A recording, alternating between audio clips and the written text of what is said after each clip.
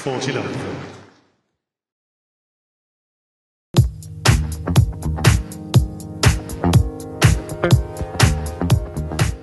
Boris, there's a lot of talk in the sports world about match fixing and doping. Are you concerned about tennis?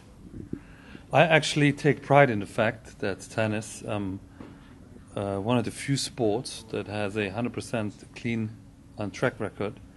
If you talk about Grand Slam winners and doping, every sport has its black sheep, but the fact that tennis is an Olympic sport since 1984, and none of the Wimbledon champions and US Open champions and all the other champions were ever tested positive for any sort of doping, and I think people forget that. Yes, we have players caught, that were ranked lower, and they have been penalized, but the top players don't have the problem. We had Peter Korda, who won the Australian Open, and he was doped. Or he was found guilty of doping. That's the black sheep. That's the black sheep. You're absolutely right. No sport can claim that we don't have people breaking the rules.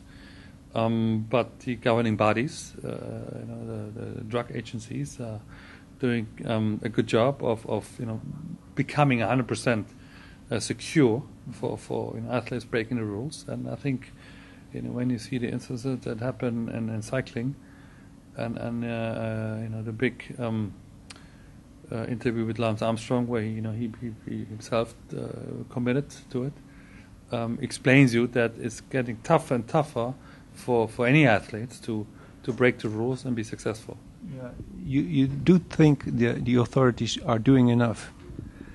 Nothing is perfect. You have to come up with new theories. You have to come up with new techniques, with more knowledge. Obviously, ex-players that have been participating in sports that know a bit more than others. Obviously, they're important.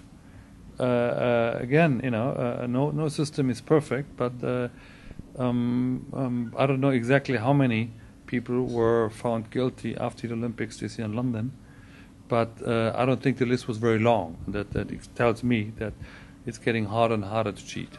Yeah. Andy Murray made some remarks about doping, and he was in favor of more tests. Are you? You see, that speaks for him, and it speaks for the sport. That one of the top players in the world would like to have more tests done on himself and others. You would assume if he has something to hide, or if there's other players wanting to hide something, they wouldn't speak out like that. But again, it speaks for him that he has nothing to hide. Yeah. How was it in your time? How many times were you tested?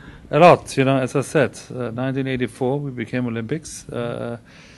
Every Grand Slam, every quarterfinal, semi-final. Usually, always when you don't want to be tested and you want to go home and take a shower, then you have to wait in the locker room, and after match you're dehydrated, so you cannot pee.